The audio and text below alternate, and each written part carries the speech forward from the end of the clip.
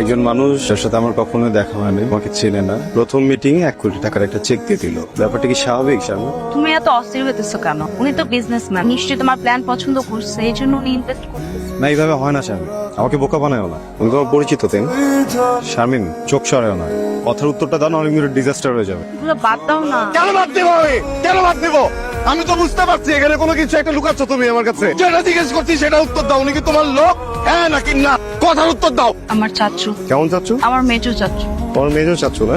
তুমি তুমি না আরেকবার প্রুফ করে দিলা তোমার চোখে আমি একজন অযোগ্য মানুষ। না না, কথা বলবো না একদম। আমি কথা বলতেছি, আমাকে কথা বলতে দাও। তোমার চোখে আমি একজন অযোগ্য মানুষ, এজন্য বাসে ওভেন পাঠায় দিতা, বাসে আলমারি পাঠায় দিতা। এখন সে মানুষটা এতটুকু অযোগ্য হয়ে গেছে যে নিজের স্বপ্নটা পর্যন্ত দেখতে পারবে না। আমি গরিব, তোমাদের মধ্যে এত টাকা পয়সা আমার কাছে নাই, আমার বাপের কাছে নাই। আমার বাবা একজন কৃষক, তার পকেটে যে কয় টাকা ছিল সেই কয় টাকা দিয়ে উনি আমাকে যে পড়ালেখা করতে পারছে, আমাকে ওইটাই করাইছে। ওইটা করে আমাকে শিক্ষিত মানে শহরে পাঠাইছে। আমি ওই শিক্ষাগত যোগ্যতা দিয়ে কিছু না কিছু একটা করতে চাই। তোমার চাচা মামা টাকা দেয় না। এরকম না ব্যাপার। এইরকমই আগে জানতে না যে আমার টাকা নাই, তো আসছো কেন সম্পর্কে? টাকা দেখে আসতা। আমার জীবনে প্রত্যেকটা মুহূর্তে, প্রত্যেকটা সেকেন্ডে তুমি আমাকে এটা বুঝাও যে আমাকে দিয়ে কিছু হবে না। আমি খুবই অযোগ্য, আমি খুবই ছোট। সরি, আমি নো, আমি শুনতে চাই না। আমি এই পণ্যই হইতে চাই না। চাচার টাকা আছে, 1 কোটি টাকার গরম দেখো আমার না। আজকের পর থেকে তুমি আর কোনোদিন আমার সাথে কথা বলবা না। না প্লিজ না। আমি তো পণ্য, এই পণ্য নট ফর সেল। ব্যাপারটা না সহজ জটিল না, বুঝছো? তোমার বান্ধবী শারমিন একজন দুর্দান্ত মানুষ, আমিও তার ব্যাপারে খুবই সিরিয়াস। কিন্তু দেখো, এত নিবেদিত প্রেমিকা না আমি হজম করতে পারবো না।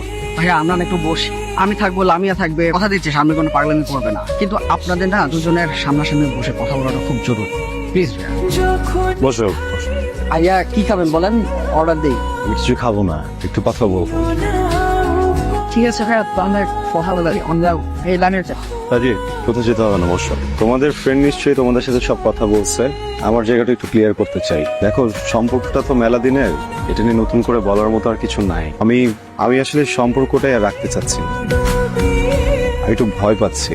ওঠার ডিসিশন তুমি নিতে পারো না, তাই না? ওটার ডিসিশন নিচ্ছি না। শারমিন, তুমি এই সম্পর্কটাকে এই পর্যায়ে নিয়ে আসো। আমি যা যা করছি, যা যা করি রিলেশনশিপে, সব আমাদের ফিউচারের কথা চিন্তা করে করছি। প্লিজ। তোমার ভাব নেই, আমার নেই। শারমিন, তোমার মনে আছে আমাদের প্রথম কোথায় দেখা হয়েছিল?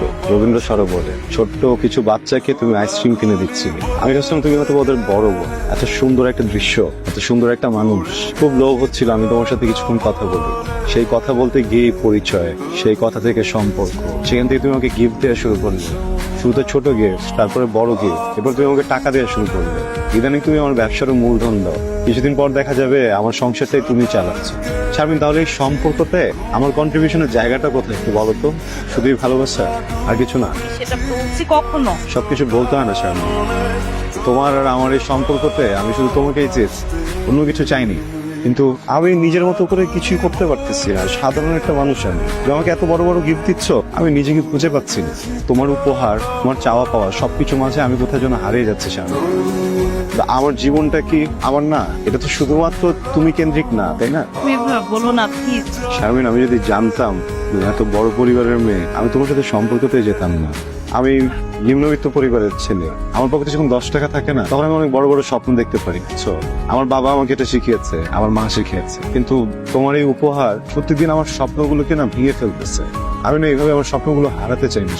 আমি এটা মানি না, আমি পারবো না। শারমিন, তোমার জীবনের সব থেকে সুন্দর মুহূর্তগুলো তুমি আমাকে দিয়েছো। বিশ্বাস করো, এত সুন্দর মানুষ আমি কখনো দেখিনি। আর আমি জানি না আর কখনো এত সুন্দর মানুষ আমি দেখবো কি। আমি তোমাকে অনেক ভালোবাসি শারে, অনেক। কিন্তু আমি নিজেকে হারাতে চাই না। তুমি আমার সাথে যোগাযোগ করো না, ভালো থেকো।